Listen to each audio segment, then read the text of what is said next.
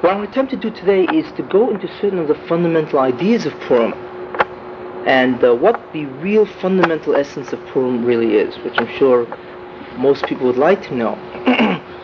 I think most people tend to see Purim as the essential ideas, Mashalach Monas, Matnas Anim, and so on, dressing up in costumes and so on. They're all very important, obviously all part of the halachos of Purim, but in terms of the essential idea which Purim really is celebrated for, how do we understand that? This is what I want to try to go into today. But in order to understand Purim, one really has to go back to Kabbalah Torah, Matan Torah, and you'll see the connection. Now let's go back to Matan Torah, and there's certain very interesting inyonim when we think about Matan Torah. It says that the Yidden were Makabel Torah, and when they were Makabel Torah, they said Naaseh v'Nishma, correct?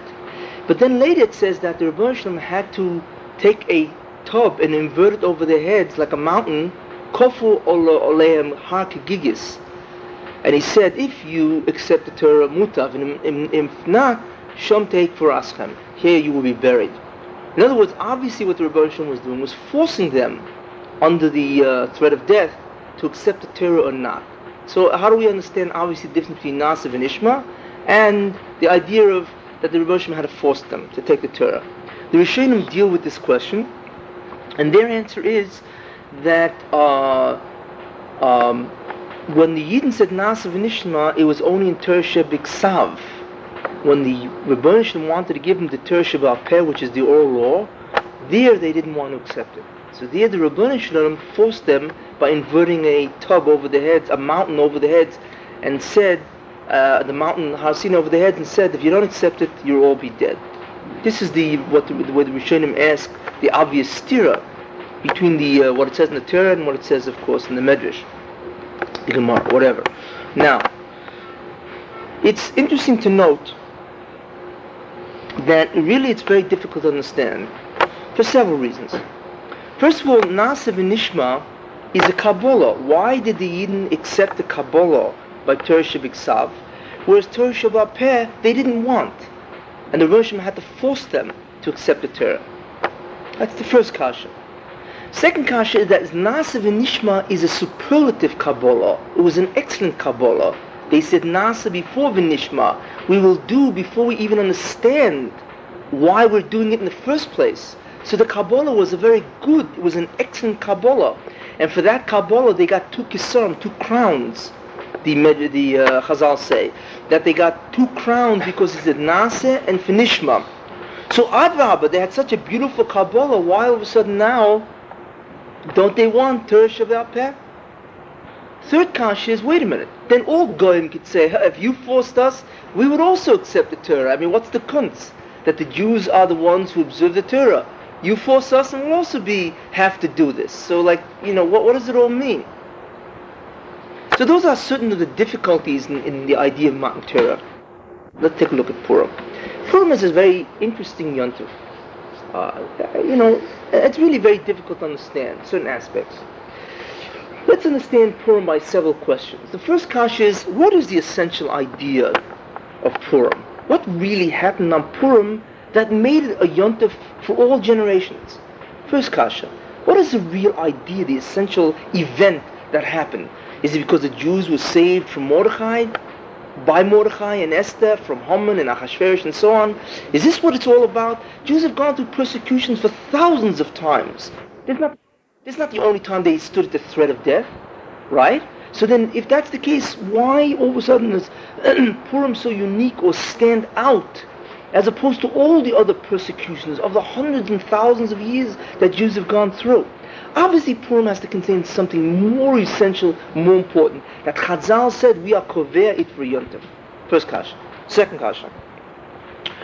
It's interesting that you find that Haman was an Amalek. He was an Amaleki, right? Or Agog, he was descended from Agog, he was an Amalek. All of a sudden, the enemy of Israel turns out to be an Amalek. Why? Why all of a sudden now, in the story of Purim, is the enemy of Israel turns out to be Amalek? What about all the other persecutions of Klal Yisrael? Is it always Amalek they're dealing with? What's the idea that Haman happens to be an Amaleki? Is it by design, by accident? It's something to think about. Third idea, why is the Ness of Purim Behester? All the other Nisim that Klal Yisrael went through was always Nisim. In fact, you'll find even after Purim there was a Ness. The Inyan of Hanukkah, by the Ness of the menorah, was a Ness, right? The menorah was a Ness, even though it wasn't directly related to the kibush of the conquering the Greeks, right? Besides the fact that the Greeks conquering the Greeks itself was really a Ness, if you want to look at it, because of Miatim, Rabim Biyad Ma'atim. The multitude was captured by the minority. Okay, but even if you want to explain that away by saying great strategy and so on, but there were Nisim by Hanukkah, you had the Ness of the Ners. Clearly was a Ness. So therefore, why is it that Purim, which was such a great Hatzalah for Yidden, was only Ayidei Teva? There was no Ness at all. It was only Behester. Why? Another kasha is that it says that Purim will be the Yontif in Yemois HaMashiach. Purim will be the only Yontif celebrated. But anyway, that Purim will be the Yontif in the time of the Mashiach. So the question is why? I mean, Purim is not even a Dioraisa, and that yet that is the Yontif that is celebrated by Jews in Yemois HaMashiach. So really you have to understand how come. Also it says Yom Kippurim, that Yom Kippur is a day like Purim. Yom Kippurim is Yom Kippurim, a day like Purim. So if Yom Kippur is only like Purim, obviously Purim is greater. Why? How can Purim be greater than Yom Kippur? It's not even a deraisa. I mean, it's really incredible when you think about it. So we have these several questions on Purim that, it's really important to answer. Obviously, if one doesn't have the answer, one is missing certain fundamental ideas of Purim. Let's begin to try to answer these by going back, even before Matan Torah, to something which I had mentioned previously, but I'm going to cover it again. When the Rebbe Hashem created the Bria, he made a condition with the Bria. He said, if Klal Yisrael accepts the Torah, or rather, if Yisrael accepts the Torah, mutar, good. If not, then it's choyzer l'soyev v'voyev. Then the universe goes back to chaos. It's the condition of chaos. Okay? Now the question, of course, is who was Yisrael at that time? Was he referring to the Ummah of Klal Yisrael, the present-day Jews? The answer is that it's not Klal Yisrael that the Rebbe Hashem is referring to. Yisrael is not an Ummah, it's a concept. Yisrael means Yosher Kel, righteous of God. In other words, those people, those individuals or those people who have agreed to observe what God wants, and they therefore will get Olam Haba, for them the universe was created. Because the universe was created for what? That man should have Olam Haba. Remember, Toiv, Meitiv. Man wants to be Meitiv, so man should have Olam Haba, right? But he has to work for it, so therefore Olam Hazeh is the place of work. So those people who agree to accept the assignment, they are Yisrael. You see? So Rebbe Hashem said that if there will be an Ummah, any Ummah, that will accept the assignment, it was worth, that was the whole point of the creation of the universe. If not, then the whole Bria is pointless. Because there's no point in the entire universe being created, because man won't work for it, so therefore he's only going to accept the Rebbe Hashem's Hatova, only Ayadei, Bechinam, which the Rebbe Hashem doesn't want because of the embarrassment and so on. So therefore that's what the Rebbe Hashem made the condition. So therefore the Rebbe Hashem waited for Adam. And he waited all the way down to Avram. Nobody accepted the assignment until Avram Avinu. Avram Avinu accepted the assignment. He said, I am willing to work to get Olam Haba. So Rebbe Hashem says, okay, I will make a covenant with you. And the covenant merely means that you are the individual that I created the universe for, because you are going to accept the assignment. That's the whole meaning of the Bris Ben Absarim. Avram was the first individual who promised to carry it on to his children and on, to create a nation of observant people. So if the Rebbe decided to make Avram Avinu the first Jew, Avram or Ivri, he was the first Jew, because he's the one who accepted the assignment. Therefore the Rebbe made the bris with him, the covenant, the agreement. But, wait a minute, even if you make an agreement with somebody, how do you know that he will keep it? Or his children, whatever. So that there is an idea, a concept that if a tradition is held in 3 generations, it will remain always with that family, through all the generations. Even if it disappears, it will always resurface again. So the Rebbe Hashem waited until Yaakov. This is why, just to go back, this is why when we say in davening, we say "Ve'harevno" and make it pleasant in our mouths and so on, and give the Torah "V'tzeh etzueinu, v'tzeh etzuei, tzeh etzueinu, v'tzeh etzu amcha beis Yisrael." Means give it to our offspring, their offsprings, and their offsprings. That's 3 generations. So therefore, then we know that Torah will remain with us. The same idea of the idea of 3 as maintaining tradition. In any case, so the Rebbeinu Shalom waited till Yaakov, and if Yaakov would observe the Torah, then you'd have 3 generations, and that's exactly what happened. Yaakov observed the Torah. So what did the Rebbeinu Shalom do? He made the agreement with Yaakov where he appeared to him on the Sulam, right, by the ladder, and his name was called Yisrael. Yaakov was the first one who was called Yisrael. In other words, the concept Yisrael was now descended on Yaakov. Why? Because he was the 3rd generation of Avraham. Therefore, the tradition of listening or accepting the assignment of the Rebbeinu Shalom would now be done. Therefore, Yaakov now can be called Yisrael. That's why nobody else before him was Yisrael. That's why when he fought with the Malach, he was called Yisrael. And why did the Malach, when he fought with Yaakov, which was really the Sar of Esav, why did he fight with Yaakov and nobody else? Because Yaakov was the greatest threat. Had he not vanquished Yaakov, then Yaakov would be the 3rd generation, and therefore Torah would always be, or he would keep the Bechira, the assignment of Torah. That's why he fought with Yaakov, not with Avraham or Yitzchak. That's why he fought, and when he couldn't beat Yaakov, Yaakov beat him, what did the Malach call him? Yisrael. He won, the 3rd generation won, he therefore got the name Yisrael. Okay? So now it comes out that Torah, or the assignment, was now accepted by Jews. Now, therefore, Yaakov can now have 12 sons, which is the beginning of Klal Yisrael. The union of 12 Shvatim, right, 12 tribes, now could begin with Yaakov because the idea of Yisrael had now been finalized. And now we begin to see the emergence of the Jewish nation of 12 tribes. Now, we come to Kabbalah Torah. What happens in Kabbalah Torah?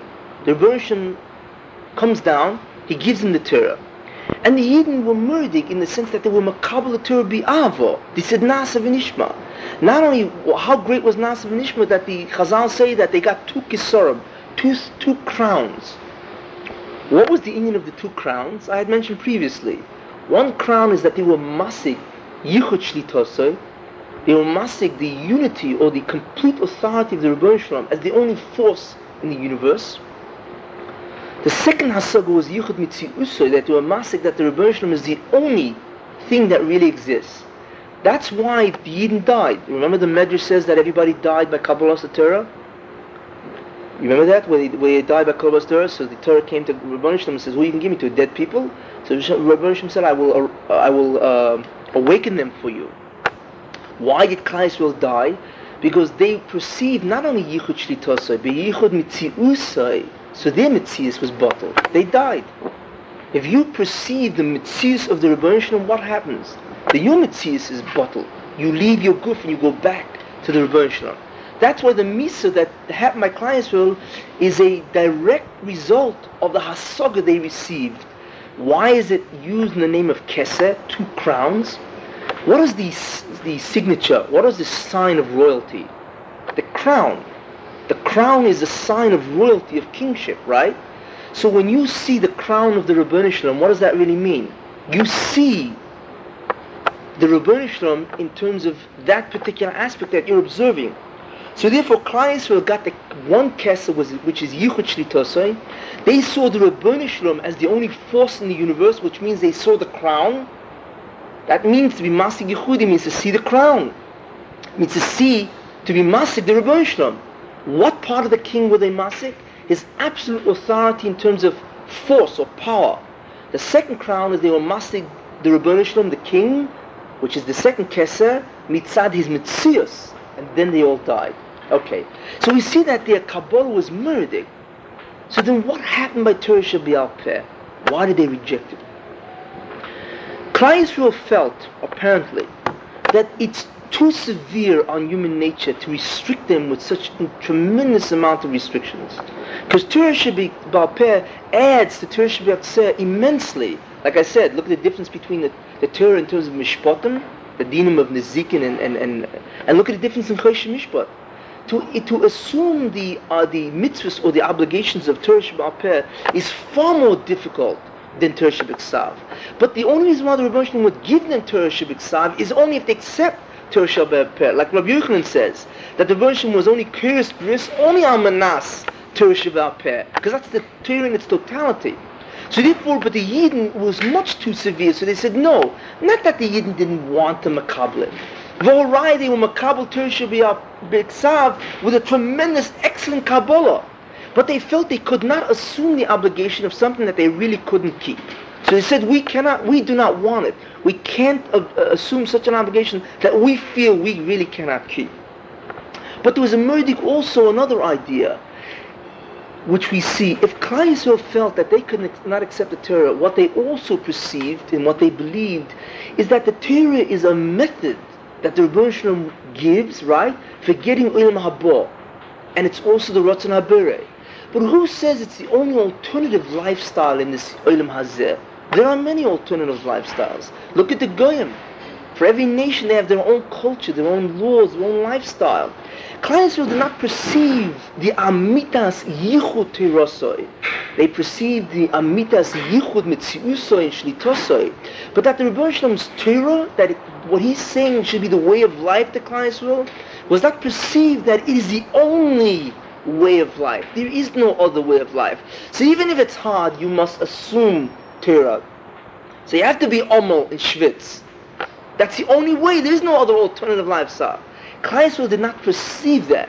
So therefore, they rejected it in that sense. So the Rebbe Shalom, who knew that Klal Yisrael, that it is the only way, and Klal Yisrael did makabel the Torah, Na'aseh v'nishma, okay? So he forced them to take it because the Rebbe Shalom knew that they can keep it, except right now they don't believe it. So the Rebbe Shalom is patient. He'll wait. La'osid loivu will come a zman when Klal Yisrael will accept the Torah, shebi'al peh bi'ava, when they themselves will perceive that they could accept it. So therefore, even though the Rebbe Shalom gave them the Torah shebi'al peh hakigigis, the Goyim can't say force us because they don't want any part of Torah. Klal Yisrael accepted the Torah in spirit, and they accepted the Torah Shebiksav, but they felt they cannot keep all the incredible amount of laws of Torah Sheba'al Peh, so they didn't accept it. But the Rebbe Shalom knew that they really can accept it, so he says, right now I'll force you. There will be a Kabbalah b'yira, not b'ava. You will see I was right. So that's what the Rebbe Shalom did. So therefore the Goyim cannot tie nor force us because Klal Yisrael did accept the Torah, except they felt they cannot accept all of it. And Klal Yisrael wanted to accept Torah Sheba'al Peh, except they felt they couldn't. So therefore we have an understanding of what was going on really by Torah, by the Matan Torah. Okay, so what does the Rebbe Shalom do? He waits. He waits 800 years or 700 years until Purim. Purim was really the first time that the Yidden were in Golus, right? They were among the Persians, and they also were relatively free. After the Churban Bayis, right, they went into slavery under Nebuchadnezzar and so on. We find that by Purim, under Achashverosh, they were more freer. They were not in the category of slaves. They were much more free in that time. V'haraya, Achashverosh makes a Suda of a feast, and he invites the Jews too. You don't invite slaves. Obviously, their status was very different. They were sort of like Jews in America in that sense. They were part of the citizens of the country. They were not slaves in that sense, where they were under Nebuchadnezzar, much more in Shibud. So what happens? What happens by Purim? Klal Yisrael all of a sudden, for whatever reason, decides to enjoy the feast of Achashverosh, which he had when he was appointed king, whatever, in terms of the Medrash. When Klal Yisrael decides to join Achashverosh, well, there's nothing wrong with joining Achashverosh by his Suda. He's providing kosher food and so on, or whatever. There's nothing wrong with sitting down with the Goyim and enjoying their success also. They also have a lifestyle. They also have a way of living. Torah may be superior, we believe that, right? But Goyim also have a lifestyle that makes sense in Ilam Hazeh. That allows Klal Yisrael to join with the Goyim, which is what they did. It's almost happening in America, where, okay, you can go to Acapulco, you can do many things as long as there's kosher food. There's nothing wrong really with that lifestyle. So Klal Yisrael decides to join the Suda. What does Achashverosh do? Klal Yisrael realizes all of a sudden that after Haman arises, now they are going to be annihilated. But wait a minute. Not only are Goyim not appreciative of the fact that we want to join them, okay, want to show the recognition of their lifestyle and so on, not only do they not accept us, on the contrary, they want to annihilate us. It's incredible. Goyim want to annihilate Yidden. And what's the taina of Haman? They are Amafirad. But that's incredible. They sat down by the Suda to join Achashverosh, right, to be part of the kingdom, and Haman taina is that they're Amafirad. They stay by themselves, they don't fraternize with the Goyim. It's v'nahapichu, right? V'nahapichu. It's a hefach. Klal Yisrael wants to join the Goyim in that sense, be part of them, assimilate with them, whatever. And Haman uses the very opposite of what they attempted to do. And we'll see the idea of v'nahapichu, why it's such an important idea of v'nahapichu in Purim. But in any case, so the Yidden realized in a thunderbolt, the entire Klal Yisrael was going to be destroyed. Why? Because they thought the Goyim had something to offer. This is what the Goy does. So Klal Yisrael realized that without Torah, it's not stam you don't have Torah, because if you don't have the Torah, you're a barbarian. There is no other civilized kind of lifestyle if you do not have Torah. So Klal Yisrael realized that Torah is not only a means to Olam Haba, it's the only way to live in Olam Hazeh. It's what makes you civilized. Because look at Achashverosh. He was going to destroy him for nothing. They were all loyal people. They even wanted to join him by the Suda. So Klal Yisrael realized, and then it hit them, that there is no other method of living besides the Torah. Torah shall be our pet.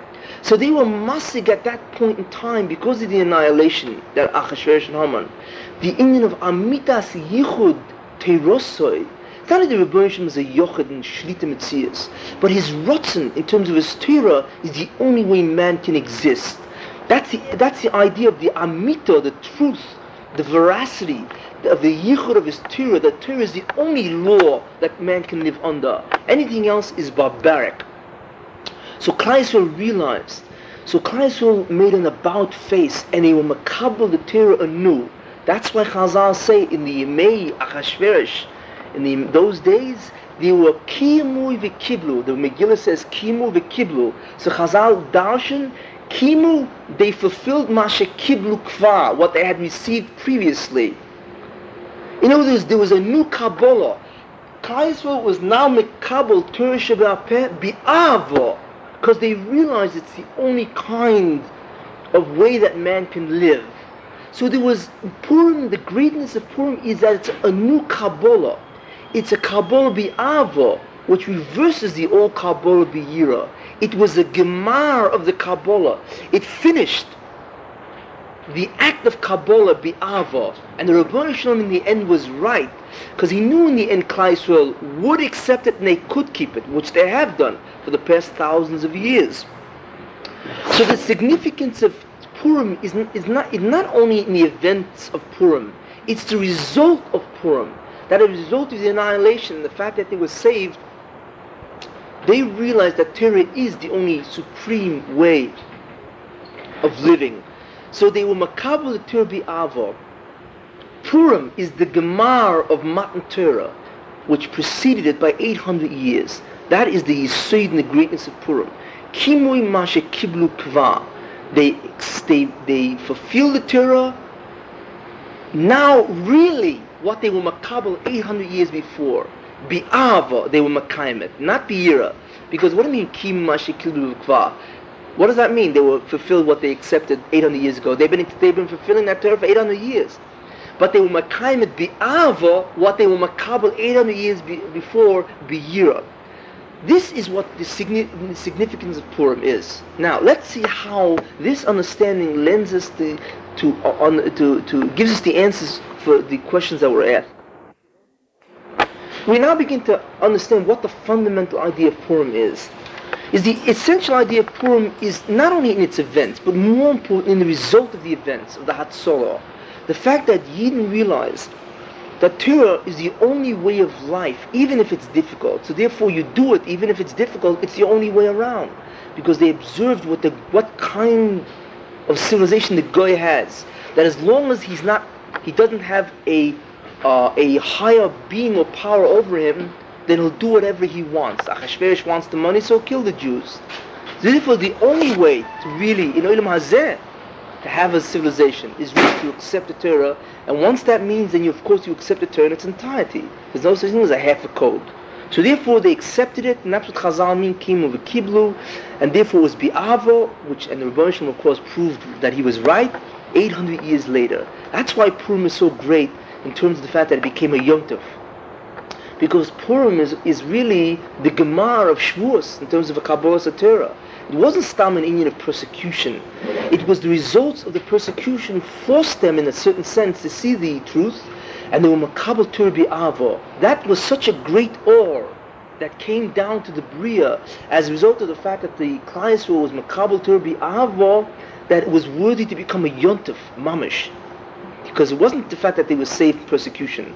It was the rededication, the accepting of the Torah Bi'avo that made Purim such an incredible Yom Tov, besides the idea of persecution. But that goes many times that the Jews were persecuted. But Purim is the result of what they did. They re-accepted the Torah, and there was an incredible awe that came down as a result of that. This is the essential idea and the greatness of Purim. Now, besides that, the other questions that were asked, what about the idea, why was Purim Behester? Because what the Rebbeinu said to Klal Yisrael, you have not been Mekabel my Torah Bi'avo completely, with all the Gilui that I've given you. Remember Matan Torah, there's an incredible amount of Gilui in Ha'orah by Matan Torah. And Alpha became the Yidden. So the Rebbeinu said to you, you will see that I am right. And not only that, you will Mekabel Torah Behester, not be Gilui. What the Rebbeinu showed them is that you will see I am right to such an extent that you will want the Torah Behester without even seeing me. That's how right you will see I am. So therefore the events of Purim are merely Behester, where you don't see the Rebbeinu. Because the Rebbeinu is going to prove to Klal Yisrael that they will come to the Hasaga of the Amitas Yichud Teirosoi b'toich Hester, not b'toich Gilui of the Rebbeinu, where it's far easier. So therefore Purim occurred in Mishindik Hester, in order to allow Klal Yisrael to see that you're not taking the Torah because God revealed himself.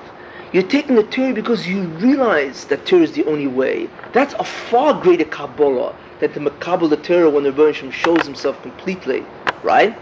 It's obviously easier to Makabel Torah when the Rebbeinu shows himself the way he did by the Yam Suf and by Kabbalah Torah, right? Much easier. So the Rebbeinu shows that you will see that I am right, but to Hester that I was right.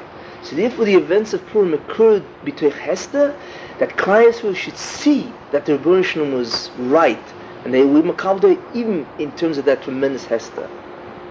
Now, in terms of why Taka is Purim the only Purim the Yom Tov of the times of Mashiach, because now we understand what is the whole purpose of the Mashiach, the task.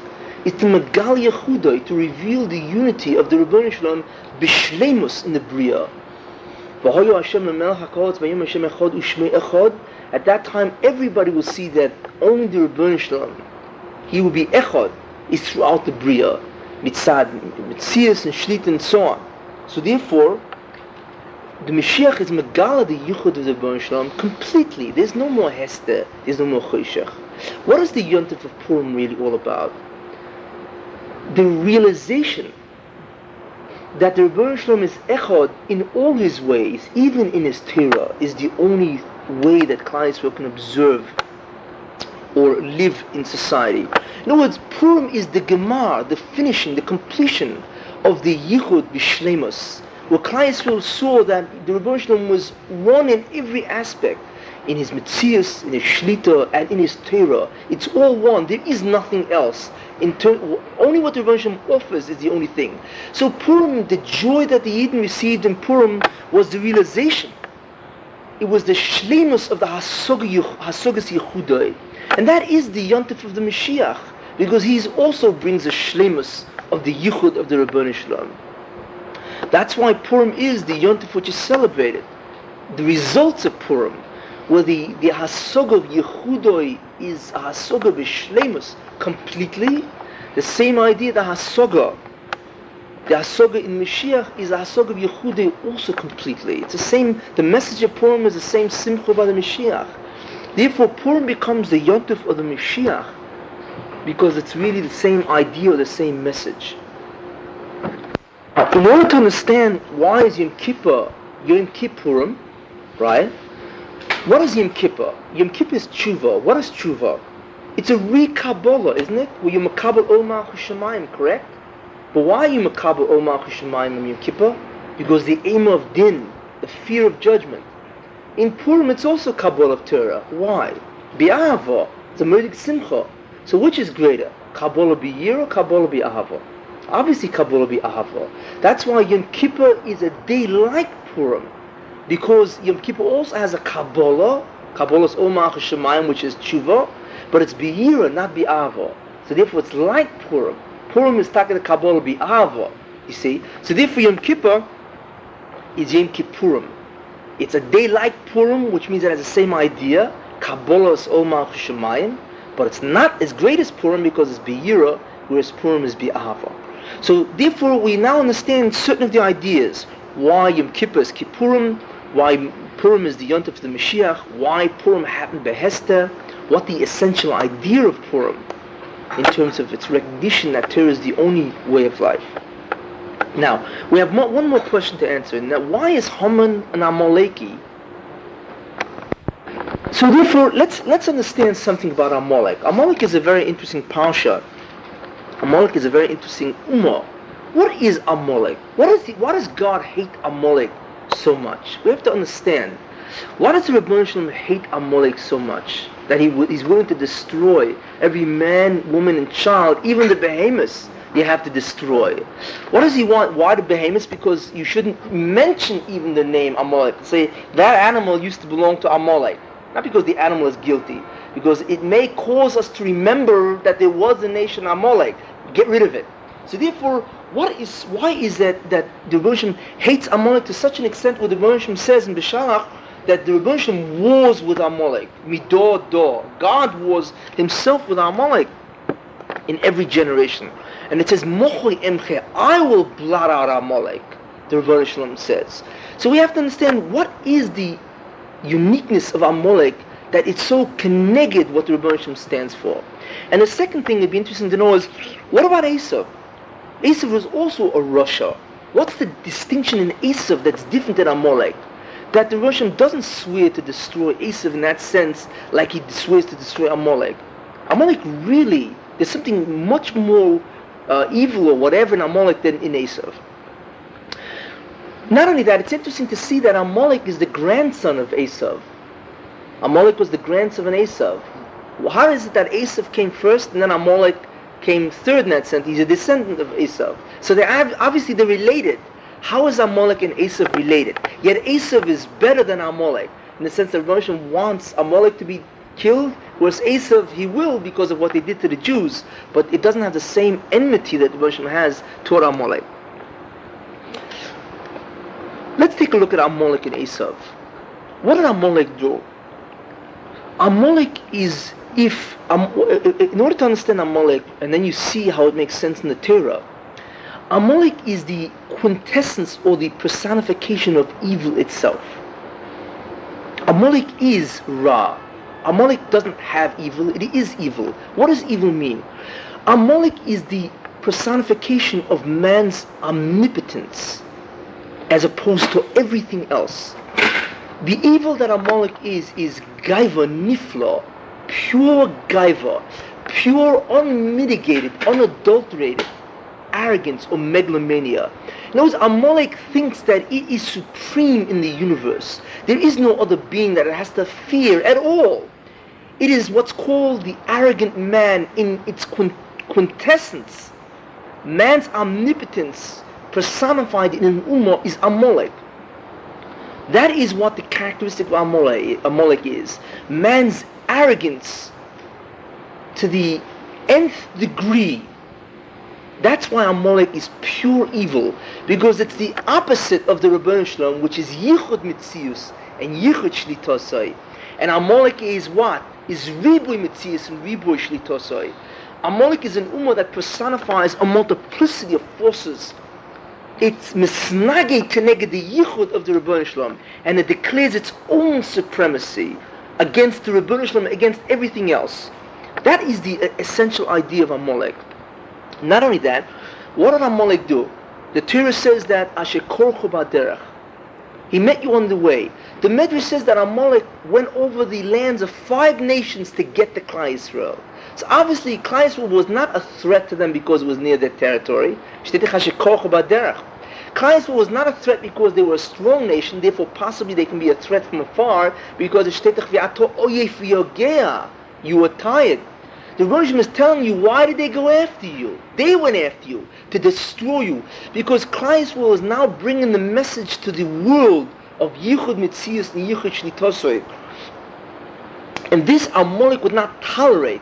They went after Klal Yisrael on their own initiative to destroy an ummah that was bringing the most dangerous message of all to the world that they perceived, and that is that man is not God, that there is a God above man. You see, that's the idea in the Shteit Torah in that way. That's what it says, Timcha, you must blot Amalek, because Amalek is the antithesis of the midas, of the traits of the Rebbeinu Shalom in terms of Yichudai. Amalek is the opposite. That's why Amalek, somebody once told me, Amalek is Rosh Tevis. Ol Malchus Lo Kiblu. The kingdom of heaven, Lo Kiblu. They do not recognize a being above them. They're not makabel anything in that sense. They believe only in the supremacy of man, the omnipotence of man. That's why when Chazal refer and they ask Haman, where is Haman Merumas in the Torah? Chazal ask on each one, Esther, where's Merumas in the Torah? Because Anochi Hasti Astai Ponai B'Yomahu. Where's Haman Merumas in the Torah? Because it says Hamin Ho Eitz, from the tree I told you not to eat. So Haman, Hamin Ho Eitz. But wait a minute, what is that Eitz? That Eitz was the Yodei Tevara. So Haman is Minho Eitz. Haman didn't eat from the tree of evil. Haman was part of the tree that had evil. He was mamish evil incarnate. That is an Amaleki. That's what Amalek means. To be mamish evil itself. That's why the Rebbeinu Shalom says that my kingdom and my name will not be sholem until Amalek is destroyed. It says Yod al Kes Yod. That the Rebbeinu Shalom says that my kingdom and my name is not complete, sholem, until Amalek is destroyed. He's not referring only to the Ummah, but he's referring to it's the idea that anything who believes that there's anything besides Yichud of the Rebbeinu Shalom must be destroyed, and then the Rebbeinu Shalom is sholem. Shleimus in his Yichudai. That's why it says, when the Rebbeinu Shalom says, Mochi Emche, why is it too by B'Shalach, the Rebbeinu Shalom says, I will destroy. It uses two Lashonis. Whereas in Kisetzei it says, Timche, you should destroy. Because the Rebbeinu Shalom will destroy them not only mitzad his Yichud Shlitosei, but mitzad his Metzias, he will destroy them. Klal Yisrael can only destroy them in terms of the power that they have on earth. But the force of Amalek, the Sitra Achra and so on, remains. Only the Rebbeinu Shalom can go and destroy the actual force. So therefore there's the Yichud Shlitosei, which is one Mechiyah. When God destroys, what is he really doing? He's bringing out the unity or the yichud of Shlita and emche of his mitzias. That only the Rebbeinu Shalom, you can only be timche. You can blot them out from this world, but the Rebbeinu Shalom can give moche emche from complete, utter existence. That's why there's a double lashon by the Rebbeinu Shalom. And maybe you think that Amalek has something personally against God in the sense that they are really doing damage to God. So the Rebbeinu Shalom says, Zocha asher asa lecho Amalek. Remember what Amalek did to you. Amalek does nothing to the Rebbeinu Shalom mitzad atzmusai. But in terms of your perception of my yichud shlitosai and my yichud mitziusai, they are interfering. Zocha asher asa lecho Amalek. Remember what they did to you. They do not allow you to perceive my Yichud Metzias and Shlita. They don't do anything personally to me. That's what Rebbeinu Shalom Zocha is Asher Osa L'cho Amalek. It should just say Zocha is Asher Osa Amalek. What do you mean L'cho? Because they only do it to you, not to me. The evil they do is not to me, because the Rebbeinu Shalom is beyond any damage that Amalek can do. So therefore, we see the ideas of Amalek. What is Esav? Esav is what? Esav's derech is not like Amalek. Even though Esav has murdik gaiva, like Amalek, but Esav needs a front. He needs religion. Esav has to do his rishus mitzad religion that allows him to do his rishus. Just like Esav, remember Esav, he said, should I mice his salt? Remember he went to Yitzchak? What was Esav doing? Esav needs a front. He needs a religion in order to do his evil, because he recognizes some supremacy of the Rebbeinu Shalom. But what he does is he manipulates God to do what he wants. Like the Crusades. They all wanted the Jewish property. So what they do is they made killing Jews a holy war. Adra, but their God commands them to kill Jews. That's what Esav does. Esav goes under the veneer of religion. He needs a front. He needs legitimacy for his evil, because he recognizes something of the Rebbeinu Shalom. So what he does is he makes his God say exactly what he wants to do. And therefore he's allowed to kill Jews or do any evil he wants. That's the difference between Esav and Amalek. You start out like an Esav because Esav had contact with Yitzchak and Yaakov, where you must recognize the Rebbeinu Shalom, right? And therefore, but you want to do your evil, your gaiva, so you use them as a front. You make believe you're from. And eventually you descend into an Amalek, where you throw off the whole veneer of religion and you don't need it, and you go after religion. And that's what Amalek did. That's why the Rebbeinu Shalom's V'lo Yorei Elokim, they were not fearing the Rebbeinu. They don't fear God. The Yorei Elokim goes on Amalek, not on Klal Yisrael. Which means that Amalek didn't fear God whatsoever. Adrabah, they want to destroy the people that were bringing the message that only the Rebbeinu Shalom is supreme. That is the difference between Esav and Amalek, and that's clearly the difference between America and Germany. What was Germany? Which is Zich Amalek, and the Goyen holds that the Amalek. What was Hitler's? What was his? He wanted to kill the Jews, mitzad what they were bringing to the world. Hitler hated Jews purely because they existed. Hitler believed in what? In the Aryan, the superhuman concept of Nietzsche, the idea of an Aryan race. Man was God. So therefore, what Hitler did and what Germany did was destroy Jews in the same characteristic that Amalek would destroy. America, which is Esav, personifies Esav, because Esav is really Christianity, does all the gaiva and taiva they want under the veneer of religion. That's the difference. Again, you see the difference between the way Amalek handles its rishus and the way Esav handles its rishus. Same idea between Esav and Amalek. So therefore, we see that Amalek is the quintessence of gaiva or evil, whereas Esav goes about legitimizing what it does in religion, but still doing its gaiva and its rishus.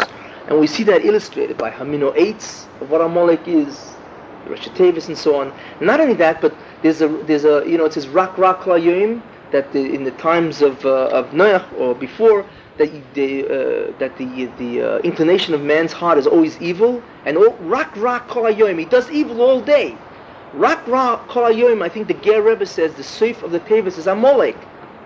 Amalek does rak kol hayoim, or he only does evil because he is the quintessence of evil. This is what the idea of Amalek is.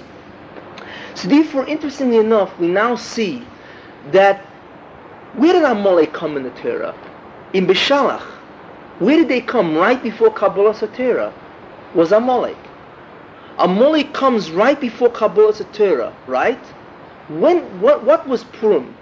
Kabbalah Torah. Who is the one who precedes Kabbalah Torah by Purim? Also Amalek. You find therefore that the idea why Haman was an Amaleki, because the whole idea of Purim was that the Yidden would be Mekabel Torah B'Ava. Mekabel Torah B'Ava, then what always comes before the Yidden Mekabel Torah is the force of Amalek to destroy that Kabbalah before it can take shape. And we find the exact parallel in the Torah. Amalek is in the end of Beshalach, right before Yisro, right? Haman is right before Kabbalah Torah by Purim.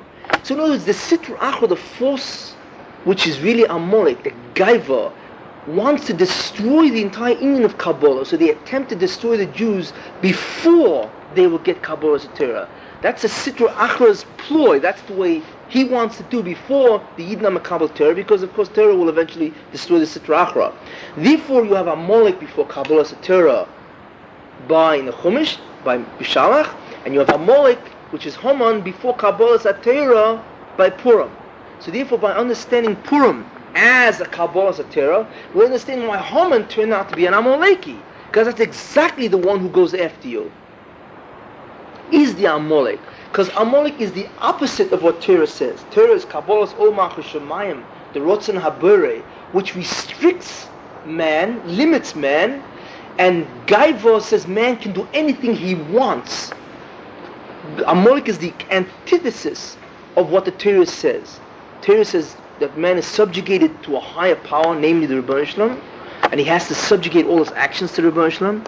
And Amalek says man is the supreme. Let's kill the Jews before they bring that message. So we've now seen what Purim sort of essentially is, that the idea of Purim as a Gemara of Kabbalah Satira Bi'ava answers many questions. And also we understand now the union of Amalek. What characteristics are Amalek? You can almost identify nations by the way how they behave. What characteristics Amalek has. And it's interesting that Yosef Hatzadik, who's the forerunner of the Mashiach ben Yosef, who's Magal Yehudaim, understood that Jews cannot fraternize. When the Jews came to Mitzrayim, what did he do? He put them in the land of Goshen. He put them away. But then it says, Vatimolei Haaretz Osom. After Yosef died, the earth was full of them.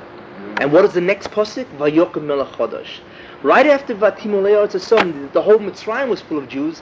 Jews did not stay in the boundary of Goshen. They started spreading and fraternizing with the Mitzrayim. Vatimolei Haaretz Osom. The whole land was full of them, beyond Goshen. What's the next pasuk? Vayokem Melech Chodesh, which began the Tzaras of Yidden. So Moshe, who was the forerunner, of course, Mashiach ben Yosef, realized that the Yichud Mitzius of the Yichud Teirosoi, therefore he's separating Goshen, but the Eden, of course, spread out, and therefore again Mitzrayim came upon them. These are some of the ideas of Purim that I just wanted to share with you. Last week, what we've been talking about so far is the entire idea of psychological phenomena and how we can understand them in terms of certain principles of hashkafa.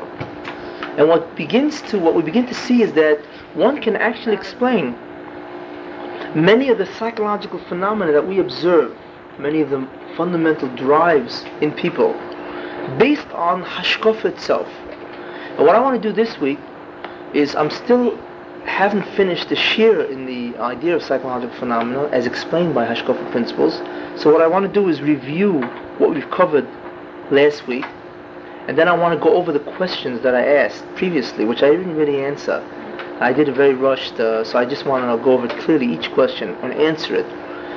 So I'm going to give a review and then go back over those questions that I asked, and then we'll continue on to an understanding of what the Yetzer Tov is, the good inclination is, in terms of psychological manifestation. Now, if you recall that what we saw last week was the idea that the neshama, when it enters the guf, undergoes or experiences certain changes in terms of the way it feels about itself, what it recognizes, and so on. One of those things that it experiences is that it is severed from its relationship with the Rebbeinu Shalom. Previously it was in a state of dvekus, and therefore it was feeling a sense of what? Of perfection, of being. Once the neshama is inserted in that body, what happens? Then that state of dvekus is gone. The body is now an obstacle to that state. So obviously, if it's severed from its relationship to the Rebbeinu Shalom, then what happens is that it does not feel the shleimus, the perfection. So it obviously has less of a sense of being than it had previously. So therefore, what I'm saying is that the neshama now begins to feel a deficiency in self. Its feelings of self, I, whatever, ego, whatever you want to call it, it feels less. It doesn't feel as if it's a real self.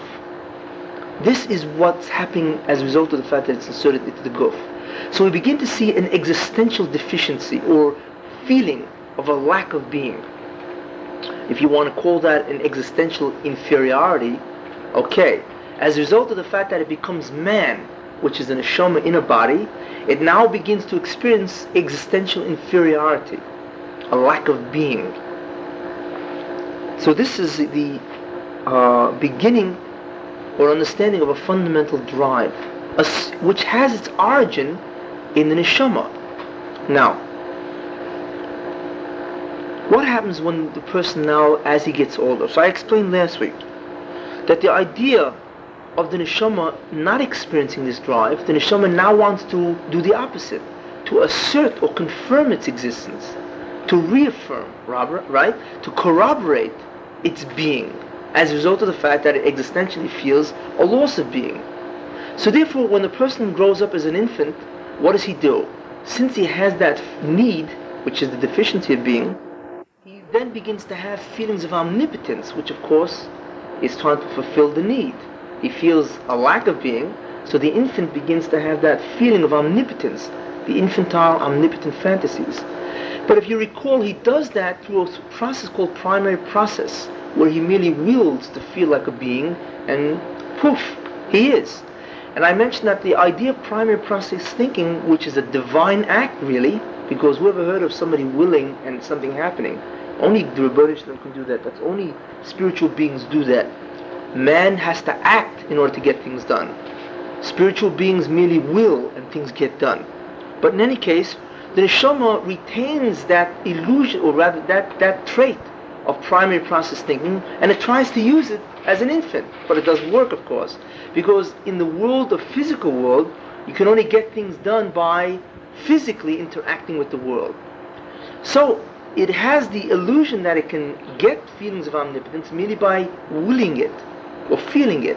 But of course, since the infant has an unsophisticated ego, it's not aware that the world, there's a whole world of reality that you must interact with that world to get things done. So therefore it tries to do it this way.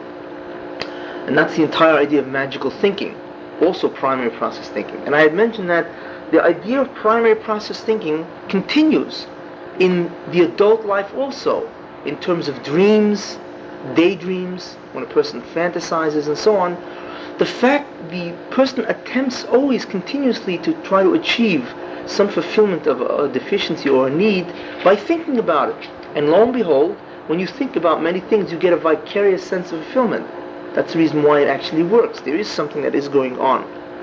And that's the reason why the neshama attempts this particular operation, or rather the person attempts, because it still has the vestige in terms of when it was a neshama without a guf. Now, as the person gets older, what happens? His ego, the self, becomes much more sophisticated. It perceives reality, and it knows that in order to get anything done, to fulfill any needs, you must involve yourself with the world, right? Obviously you have to involve yourself with the world. So what the person does in order to get a sense of self, right, it now has to involve itself with the world. Now, as an adult or even as a child, that feeling that a person wants to get, that he feels like somebody, like something, is called self-worth.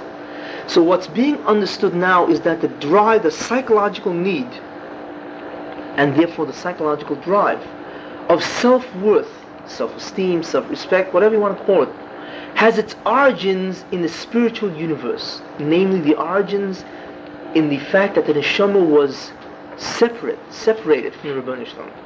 And that manifests itself in Adam as a drive for self-worth. So therefore, in order to get to self-worth, it must involve itself in the world, which it recognizes as a sophisticated ego. It sees that it must involve itself in the world. So it gets involved in the world in one of four ways. One of the ways of re-establishing a feeling or a sense of being is by expressing one's will. When a person expresses will, when he exercises being, in other words, he expresses will, he gets a sense of being. Because you feel like something when you are acting as a thing. You know, when you are acting as that which you are, you feel that you are that thing. So a person gets a sense of self by acting as a Adam, as a self, and that is, it expresses its will. It expresses its will in terms of pleasures, whatever it wants to do. It goes this way, pleasures, whatever taivas, or whatever pleasures or drives that the person has. That's one way it gets a sense of self. The second way, another way of getting a sense of self, is the idea of productivity. When you are productive, when you are successful, then you have a tremendous sense of being, of self. You feel great about yourself. You feel as if you're something. Unfortunately, people get carried away and they begin to feel they're everything because they're very successful in business or whatever. But the idea of productivity is one of the ways of getting a sense of self. That's a second way. A third way is by achieving mastery, control, or power over other beings. And of course that also gives you a sense of self. When you have these kind of control, because by controlling other beings, one gets a sense of their own being. It's an illusion of potency. That's the idea of omnipotence. Potency, you can get things done.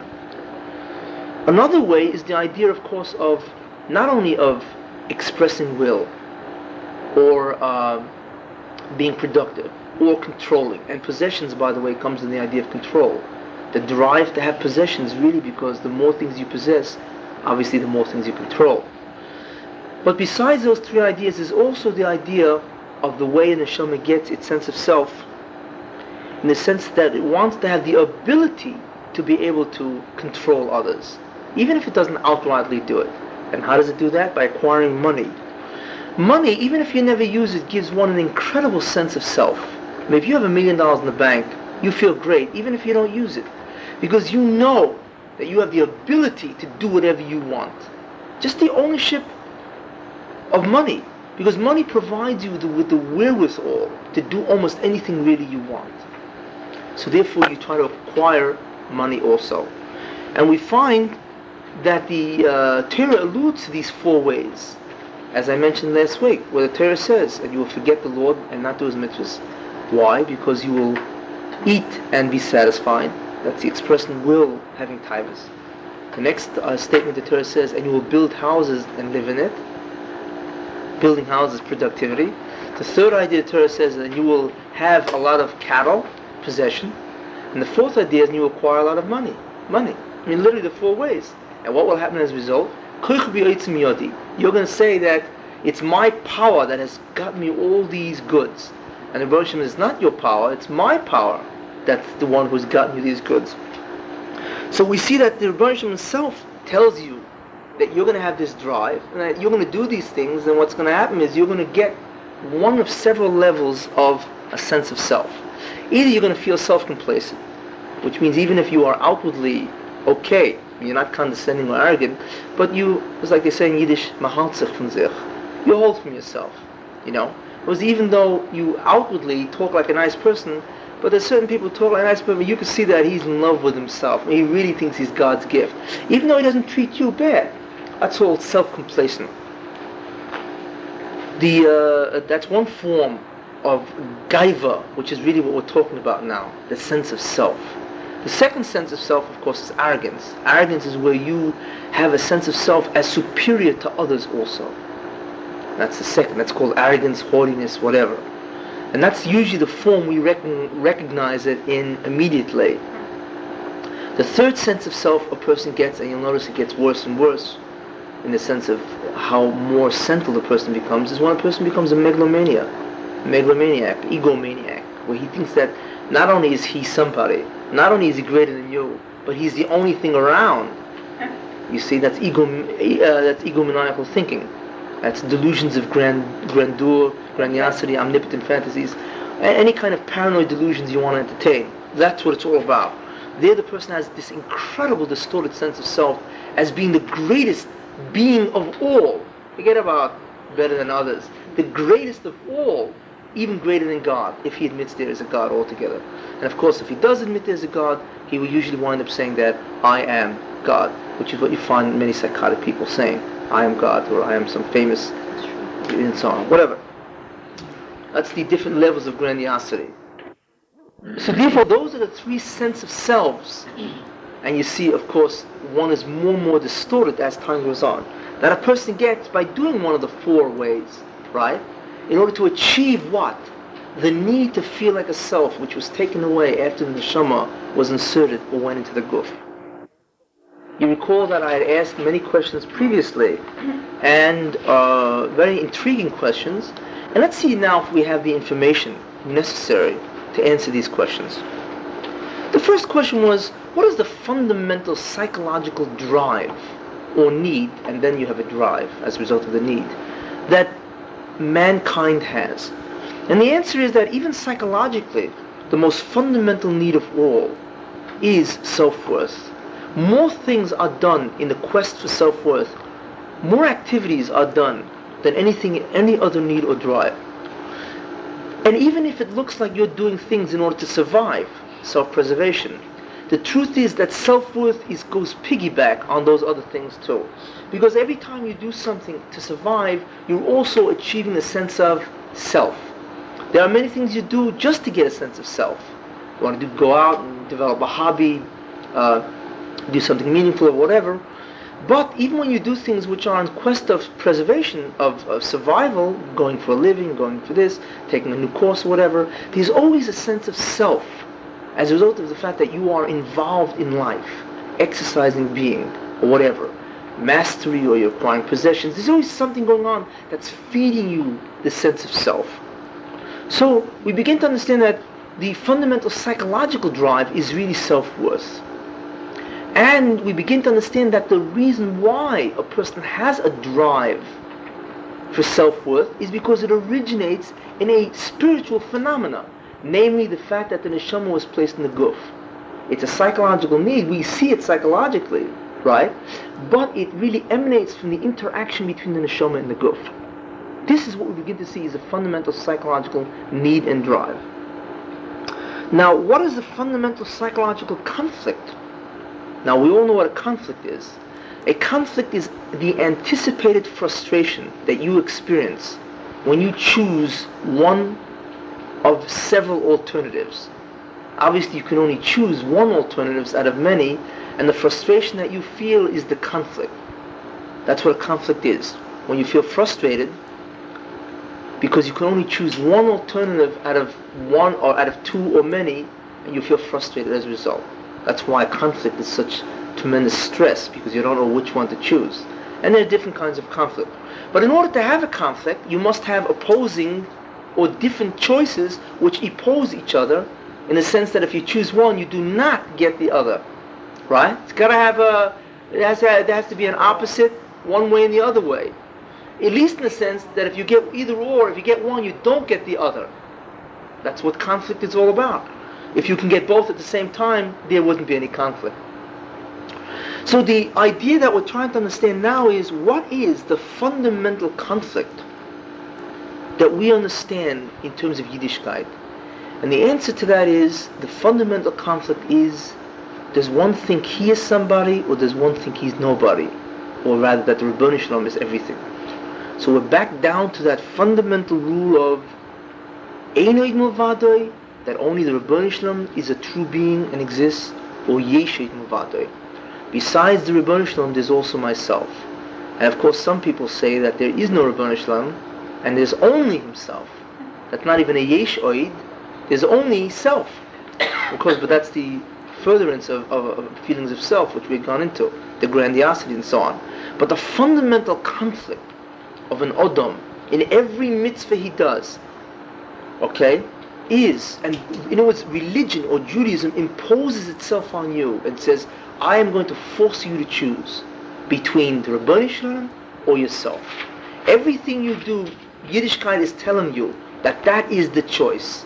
And I had illustrated how every mitzvah, both in its content and in its form, its surah, always has that underlying battle. Eino Id Milvadoi or Yesh Id Milvadoi. And the Ribono Shel Olam puts you into that situation where you will always be conflicted by having to choose between yourself or having to choose on the side of the Ribono Shel Olam, that he is Eino Id Milvadoi. That's the fundamental conflict. And we begin to understand that in order to have a conflict, you must have two sides, right? If the Ribono Shel Olam wants me to choose that he is the only one, there must be an opposing tendency where I want to say that I am also something. And then I have a war. Am I something or is he something only? Right? So therefore the tendency of a man to say that he is something is the drive for self-worth. That creates the conflict or the other side. There's a need or a drive in the opposite direction, that he says that he is somebody. And that comes about, as I mentioned, because of a spiritual origin. On the other side, there's the alternative direction by negating your own self-worth in a certain sense, not self-respect, but by negating the idea that you are something, and you say that the Rabbeinu Shalom is the only thing. And what tells you to do that? Torah. When the Rabbeinu Shalom gave the Torah, and he gave the mitzvahs, and he says, observe the commandments, you're always conflicted. Should I do the commandments because he said, or should I do what I want to do? So by his giving the Torah, and by his giving you the feelings of self-worth, you are immediately conflicted. The Rebbe Shalom has now beautifully set the stage psychologically for a milchama, where you will have to war, where you will have to war constantly between an assertion of self or an assertion of the Rebbe Shalom. And every mitzvah, it deals with all the different areas that you interact, because in every area you're saying you're somebody. So you'll notice that all the 630 mitzvahs involve in all the different areas, and in every area you have to say you're nobody. That's why 630 mitzvahs are spread over so many areas. Ownership, if you recall, I had gone through the mitzvahs. Because in all the areas that the mitzvahs encompass, basically encompass all the areas of man's activity. And in every area of activity you want to say you're somebody, the mitzvah is staring you in the face to say you're nobody. And by saying you're nobody, what happens? Then the Rebbeinu Shalom comes back into the universe, if you remember the ideas of Tzimtzum, because the Rebbeinu Shalom says, since you declared that I am the only one, I will now come back into the world, and reality will reflect my unity. And therefore history reflects the amount of Hester and Hester and Ha'or and the Bria. It all goes back to the exact same thing. But the idea here is that in order to give man the constant, or set the stage for the conflict, the Rebbeinu Shalom gives him mitzvahs on one side, and on the second side, the Rebbeinu Shalom gives him a drive for worth. And that is the fundamental conflict of all. You see how it interestingly integrates why the drive is a necessity in order to put yourself in the milchama of what the Rebbeinu Shalom wants. You either declare the Rebbeinu Shalom is Eined Mevadoi, or you declare that Yeshed Mevadoi.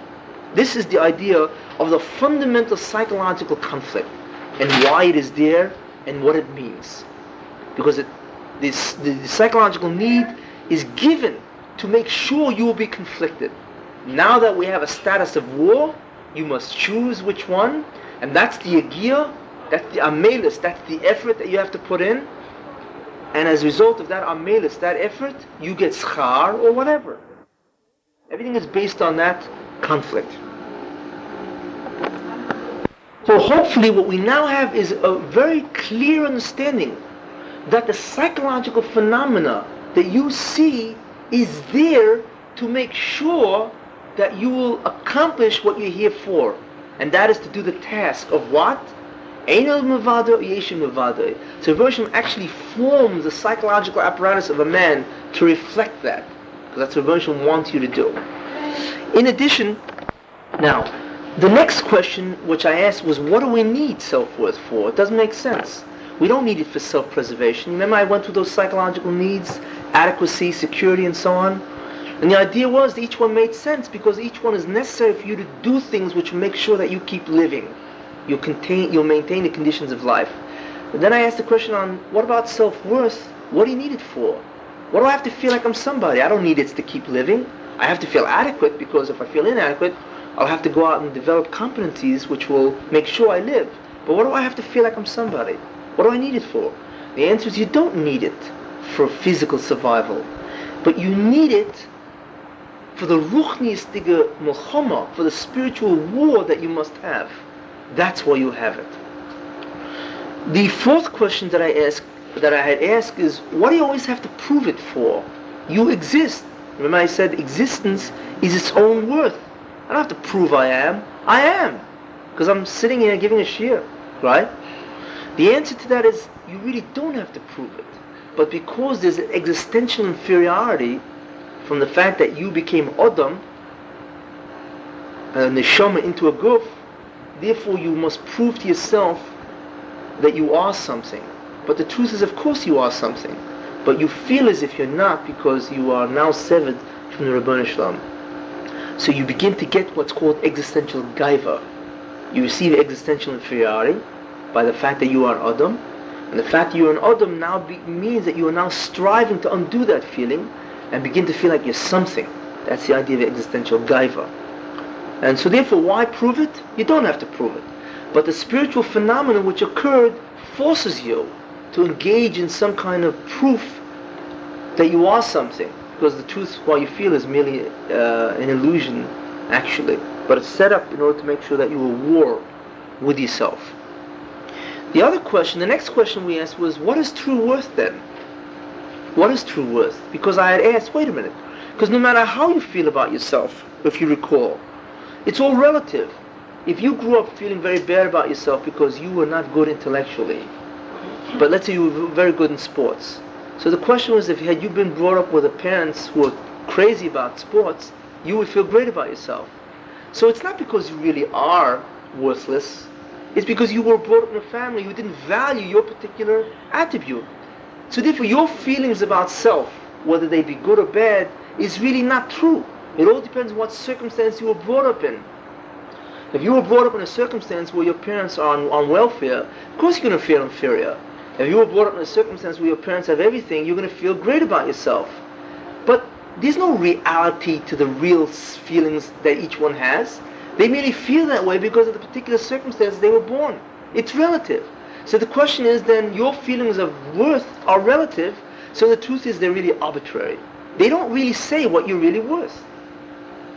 It's an illusion in that sense. So the question is, what is the true worth? And the answer to that is, true worth is not what you do, or productivity, or anything like that.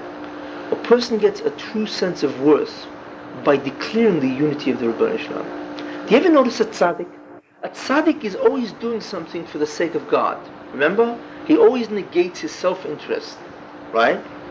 Remember, there's two kinds of mitzvahs. A mitzvah that you would do even without the Rebbeinu Shalom commanding you. And then there's a mitzvah you wouldn't do, and the reason why you're doing it is because he said to do it. Right? Whatever. So those mitzvahs which you would do even if he didn't command you, so the whole purpose, the machama, is to get your self-interest out of that mitzvah, and to do it only for his interest, which is nachas ruach, right? To give him a sense of satisfaction, kaviyochel, right? Of course, God doesn't feel that way, but in human terms, that's what it means. In the mitzvahs that you don't want to do it, then you do what? You express his unity by doing what he wants. In other words, you do only for his self-interest, because obviously you don't want to do it. So there's always one of two ways you approach a mitzvah. You would do it anyway, or you would never do it unless he commanded you. In both, the idea is to remove self-interest. That's the whole avodah. Which means, of course, that since he's the only being, it's only his interest that counts. So if that's the case, if a tzaddik is always doing that, he's always doing something for the Rebbeinu Shalom, and he never has any self-interest whatsoever, this man should have a whopping inferiority complex. How does he have any sense of self? When he's successful in job, it's not me who does this, it's only the Rebbeinu Shalom that does it, right? So he denies himself the feeling that he gets from productivity. When he's doing anything, any pleasurable, he tries to minimize the pleasure, and he says that it's only the Rebbeinu Shalom. Since he wants me to do it, that's why I'm doing it. And I don't want to experience any self-interest. Money, he tries not to collect, he's always giving away tzedakah, so he's not going to get any feelings of self from that. Possessions he's always trying to minimize, and even if he does, he says, I don't really own it. It's all the Rebbeinu Shalom's, and if I own it, it's merely to manage it, and to give it away or whatever. So the point is that the tzaddik is always doing something which doesn't give him any self-worth. So why doesn't all tzaddikim feel like inferiority people? Why don't they feel inferior? And we look at a tzaddik, we see that there's a tremendous sense of self. There's a murdic strength. When you look at a tzaddik, there's a murdic strength that emanates from him. A power. If you want to look at like Baba Rebbe, for those who are about, you don't feel any feelings that he feels inferior about himself. There's a murdic sense, not of gaiva, but of self, of strength that emanates from him. Where did he get that? If he's not doing anything that gives people a sense of self, right? Seems to be a contradiction. The answer is that he has the greatest sense of self, because when a person does the Ratzon Hashem, then somehow he gets a hashpah from the Rebbeinu Shalom himself, a spiritual nourishment in that sense, where he mamish feels like himself, and really it's what makes sense. When you declare the Rebbeinu Shalom is Einay Mavadoi, what happens?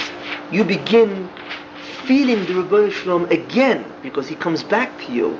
Since you are testifying to his unity, if you begin experiencing him back again. you begin feeling more shlemus. So even on a physical level or a psychological level, you begin experiencing the contact with the Rebbeinu Shalom. Except you're not aware that it's He. But you begin feeling that tremendous sense of self, because what's happening is on a spiritual level, you are slowly reuniting yourself with the Rebbeinu Shalom in a certain way. And that gives you a tremendous sense of self, which is true self-worth. So if you ask me what the true self-worth is, the answer is how closely are you allied to the Rebbeinu Shalom. Because the fact that you see tzaddikim shows you that they immediately feel that way when they shouldn't. So where are they getting their sense of self? And the answer, because they're getting their sense of self from the only way to get their sense of self. And that is by doing the mitzvahs for the Rebbeinu Shalom, and the Rebbeinu Shalom himself begins to be mashpia on a ruchnistic, a spiritual level, and they begin feeling it, and has the greatest sense of strength. It automatically happens, but it's beyond the physical. Okay? So this is the understanding of where you really get your true sense of worth. So if you really want that true sense of worth, I advise you very heartily to engage in mitzvahs, because that's really when you feel it. In fact, there's a pasuk that says, "B'chol dirochecho da'ehu." In all your ways, know Him. That's what it means. In all your ways means not only in mitzvahs, but in anything you do. When you walk downstairs or whatever, da'ehu, be aware of His part in your life, in the sense that you exist because He wants you to be. And you can only get things done because He allows that to happen. That's what it means. Da'ehu, know Him. Not that He's absent most of the year, and then every once in a while we think of the Rebbeinu Shalom. Shivisi Hashem Negdi Summit. And that people who reach that madrega have the greatest sense of worth of all. Now, let's go further. We also begin to understand why the Adam, as an infant, uses what's called primary process thinking. And the answer is because primary process thinking is an operation which is a divine operation. But the soul still has feelings, or rather, it still does things as a result of its being neshama, yet obviously in this world it doesn't work. So therefore it leaves off that way of handling problems, and it goes into reality testing, where it actually goes into reality and tries to solve its problem. But the reason why it started out as an infant with this primary process problem-solving ability is because that's what it did before it entered the guf. You see? So that primary process is like a vestigial process that the neshama could use if it's out of the guf, but when it's in the guf, it's void. It cannot use that. It must relegate, or it must be tied to the ways of the world. And that is, you can only get things done by acting and doing, not by willing or thinking. A person must experience primary process thinking, not as an infant, but as an adult, in dreams, for instance. What does a dream do? Do you know that many times you strive for something in the daytime hours when you're awake, and you can't get it? And the frustration on that is very difficult to keep going. So what a person does is he dreams about that he has it in a dream, and that actually alleviates some of the frustration. So dreaming actually enables you to keep going. It alleviates a lot of the frustration of what you desire during the day. But dreaming would have no meaning if you couldn't reduce the drive. So primary process thinking reduces somewhat of the drive. So the idea of primary process thinking, in order to enable you to go on and not be so frustrated and dream about it at night, is an important feature to enable a person to go on. That's why primary process thinking continues. Now, the next question, of course, was why does an infant have omnipotent fantasies? Where does it come from? And the answer, because it's an immediate response or reaction to the fact that it has an existential inferiority, and therefore it immediately wants to feel like something. And that's how it arises. Except because the ego is not sophisticated, it thinks it can do it through primary process. As it begins to have a sophisticated ego, it still goes after the omnipotent fantasies, but in a different way, in the realistic way. Money and possessions and so on. And the primary process thinking or pattern that I used before, that method goes underground in terms of dreams or daydreams. Because you daydream if you're not making it in life. So you daydream. People who are more failures, they daydream even more. Because that's the only way. So you go back to the old way of getting things done or getting a sense of self. For instance, those people who always have daydreams of hero, they're always dreaming they're a hero of some sort, whatever. because obviously they're a great failure in their lives, so they're going back to the old process that the child used, which is primary process thinking, which had originated from the real powers of the neshama. Except a person should drop that and get involved in the world. So we understand that a man is always striving for omnipotent fantasies, except at the infant level he uses the method called primary process thinking. At the adult level he uses what's called secondary process or reality testing, where he actually gets involved in reality. But no matter what he's doing, he's always trying to prove himself something, some sense of self-worth. And you either wind up with some kind of self-complacency, arrogance, or egomania, whatever. Or hopefully you won't wind up with any of those things. You wind up as an onuf, which leads us into the next question of what is gaiva and what is anivus. If you recall, I asked you, what does it mean gaiva? Gaiva means haughtiness, overbearingness, arrogance. And what does it mean by anivus? Humbleness, humility. Okay? Are these just traits, or are they fundamental, pivotal levels or trait? And the answer is, of course, they're pivotal. They're not just a trait. When Torah says you should be an onuf, what is it really saying? It's saying that you should recognize Einoid Milvadoi. That's what an onuf is. What do we've come to the conclusion of a gaiva and an onuf? That a gaiva is what? Is he who says, I am something too, Yeshed Milvadoi. And an onuf is somebody who says, Einoid Milvadoi. I'm really nothing. But that's exactly the milchama. So gaiva, or the statement of Yeshed Milvadoi, is that which you should avoid, conquer. And Einoid Milvadoi, which is the idea of anivus, is what you should win over or make part of yourself. And when you say Einoid Milvadoi in all your activities, what are you called? An onuf. You are called an onuf because in every activity you are saying Einoid Milvadoi. So it comes out that an onuf is the level, the desired and the objective of our entire quest, is to be the onuf, which means to say Einoid Milvadoi in all areas of man's activities. The gaiva, which is Yeshed Milvadoi, is the opposite. It's the idea that you're Yeshed Milvadoi in all the areas, and that's exactly what you're not supposed to say, because the fundamental war is Einoid Milvadoi, which is anivus, and Yeshed Milvadoi, which is gaiva. So we see that gaiva and anivus is not just a midah, a character trait, a good thing to have. It's the fundamental trait to have. Because when you're an onuf, you have reached your objective in terms of what you must comprehend, and that is Einoid Milvadoi. So as a reward, what do we call you? An onuf. So when you do that consistently, you're now called an onuf. And you have that pattern of declaring Einoid Milvadoi. Now, it's interesting that Chazal say certain interesting statements about Einoid Milvadoi. It says, Kol Odom sheish be gasus ruach. Any person that has gasus ruach, which means gaiva, is ki'ilu oved avodah zarah, as if he worshipped idols. That's what Chazal say. So the question is, what does worshipping idols have to do with thinking being haughty? So the answer is obvious. When you are about gaiva, what are you really saying? That there's God and me. But you're saying that there's a being besides God. So what do you really believe in? False idols. You are the false idol. It's referring to the self. It's ki'ilu oved avodah zarah, as if, the language is as if you worship strange idols. You're not literally worshiping a strange idol. You're worshiping yourself. You've become that strange idol because you are saying that I am something too besides Rebbeinu Shalom. That's the obvious connection between when you're about gaiva, you're also worshipping strange idols, namely self, because worship strange idols means that you believe in something besides the Rebbeinu Shalom. And in this case, you believe in self besides the Rebbeinu Shalom. And of course, that is a false idol. Also, we see by Moshe Rabbeinu that the relationship between anivus, okay, and also Einoid Milvadoi. I'm saying that anivus is what? That humility is really the pattern of a person always recognized Einoid Milvadoi. What did Moshe Rabbeinu say? V'anachnu mo. What are we? We are nothing, right?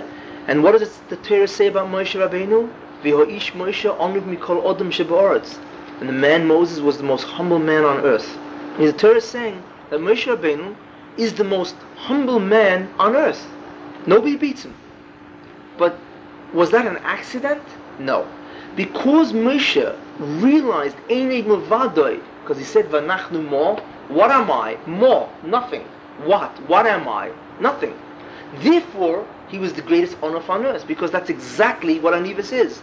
Vanachnu Mo is honor Mikol Odom Sheba'aretz. And since he had the greatest hasoga, the greatest comprehension of Einei Mavadoi of the Rebbeinu Shalom, because he actually was in Shemayim, and he witnessed in Kabbalah Satorah, he went up to Har Sinai and so on. Therefore, logically, he would comprehend the greatest Einei Mavadoi, so therefore we could predict that he would be the greatest Anaf.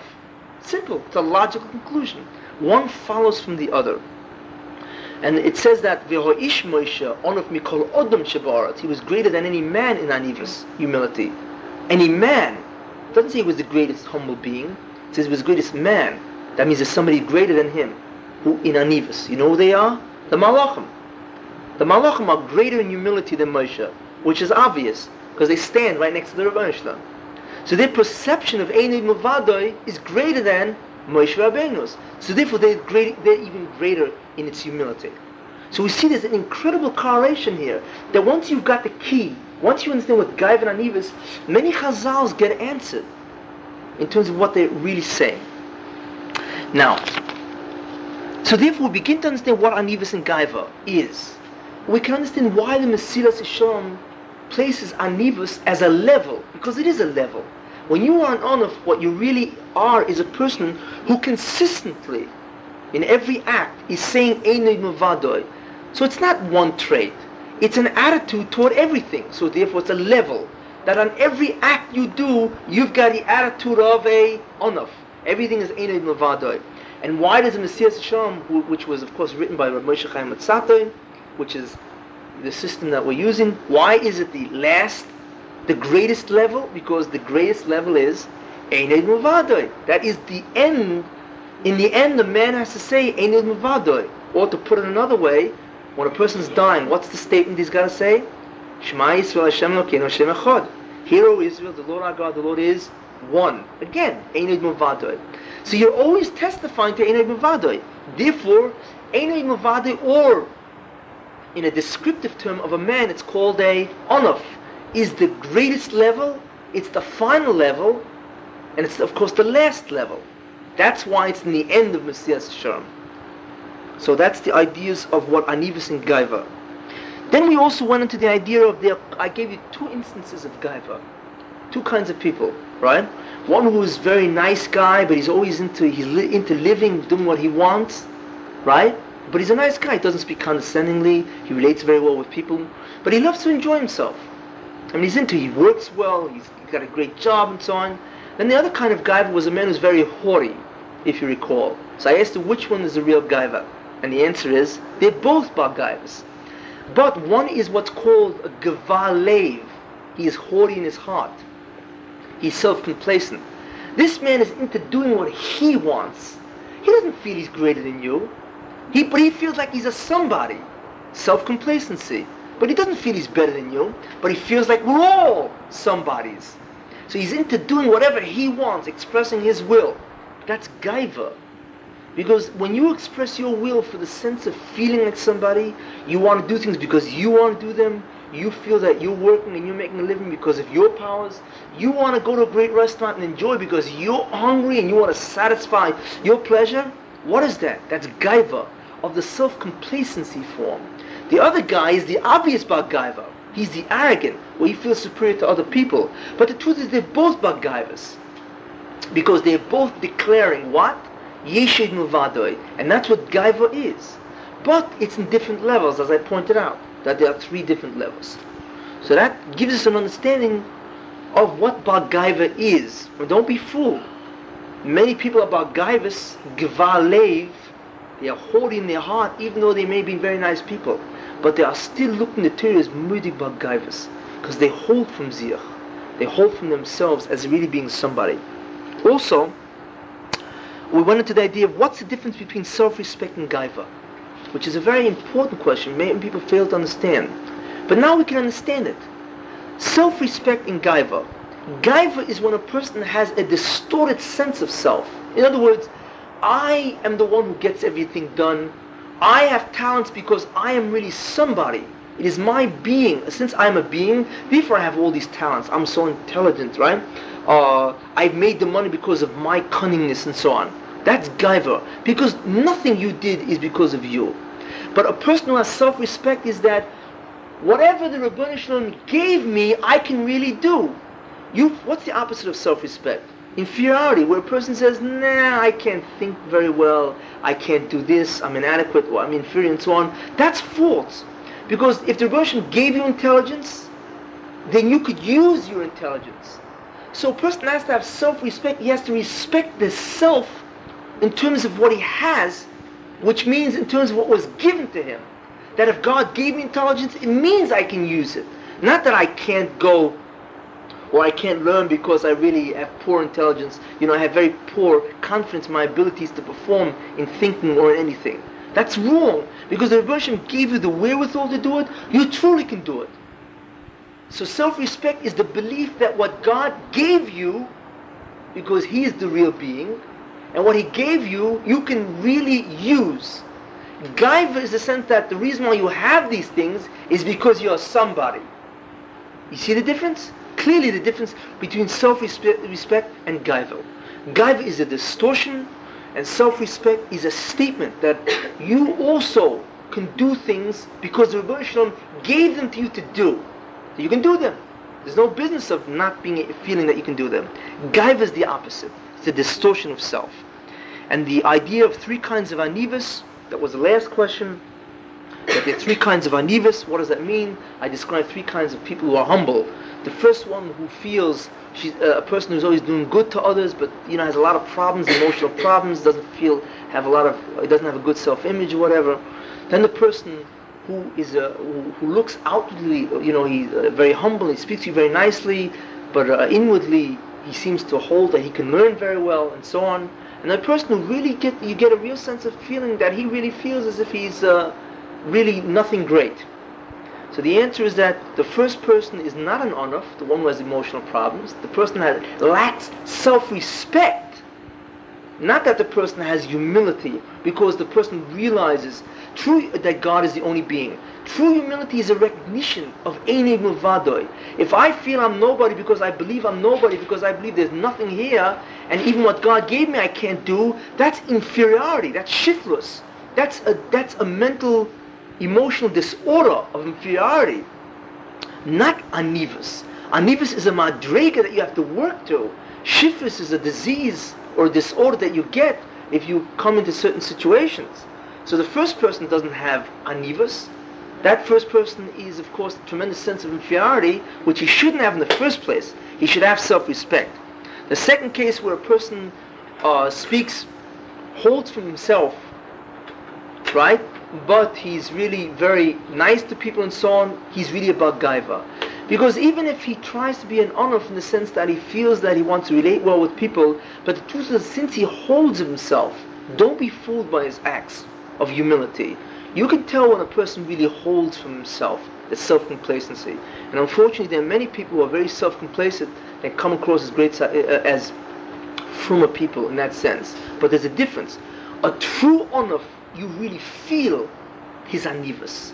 People who feel that there's somebody, and they get, on the contrary, they get a lot of ego trips because they do mitzvahs, but they act from and so on. That's not anivus. That's really gaiva. And the third idea, where a person who really acts humbly all the way, he is a true onuf. Remember, anivus is the perception of Einei Milvadoi, and that takes a lot of yegiya and work. But mainly you feel only the Ribono Shel Olam is the only being. Shiftless or inferiority is not. It's a lack of self-respect, even what the Ribono Shel Olam gave you. You see? So there's a very big difference between shiftless and anivus.